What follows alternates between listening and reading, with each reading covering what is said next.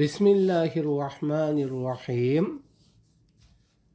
Xo'p, nahvu fani 8-dars. Xo'p, ismning jar o'rinlari. Ismni raf o'rinlari, nasb o'rinlarini o'tdik. Endi ismni jar o'rinlariga keldik. Ism ikkita o'rinda jar bo'ladi. Birinchi muzofun ilayh bo'lganda, ikkinchisi jar qiluvchi harfdan keyin kelganda. Faqat shu ikkita o'rinda jar bo'ladi xolos. Muzofun ilayh bo'lganda, jar qiluvchi harfdan keyin kelganda. Mana izofa. Izofa nima? Ikki ismni qo'shilishini izofa deyiladi. Ularda birinchisi muzof, ikkinchisi muzofun ilayh bo'ladi. Mana misol uchun kitobu Faridin deylik. Faridning kitobi deylik. Shu yerda kitob muzof bo'ladi, Faridinchi muzofun ilayh bo'ladi.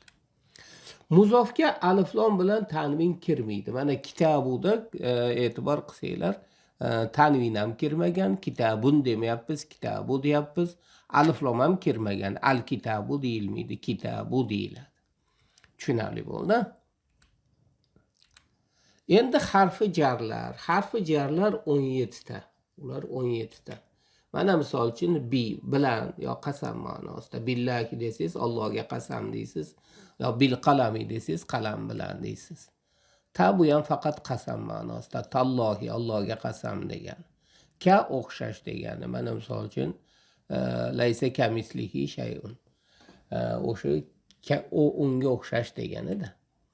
Li uchun mana misol uchun lid darsi, dars uchun. Va bu ham qasam. Vallohi desiz, Allohga qasam degani bo'ladi. Munzu beri degani. Mana munzu salasati ayyamin desiz, 3 kundan beri degan ma'noda anglatadi. Muz ham shu beri bu ham ma'nosini anglatadi. Xalodan boshqa. Mana misol uchun xalo zaydin desiz, zayddan boshqa deganida. Rubba ko'pincha mana rubba jarinjar va vaqif insar deb keladi.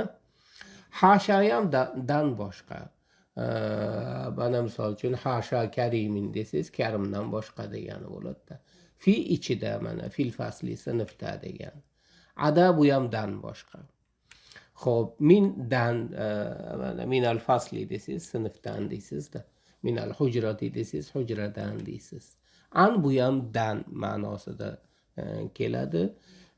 Yana haqida degan ma'no ham bo'ladi. Mana misol uchun an zaydin desiz, zayddan ham bo'ladi. Zayd haqida degan ma'nosi ham bor. Ala ustida mana ala maktabil muallimi, muallim stolini ustida deganida. Hatta ma'nosida. Ila gacha ma'nosida. Ilal junaynati bog'chaga va hokazo.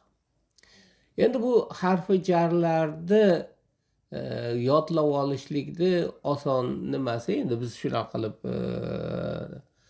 she'r qilib yodlab olganmiz.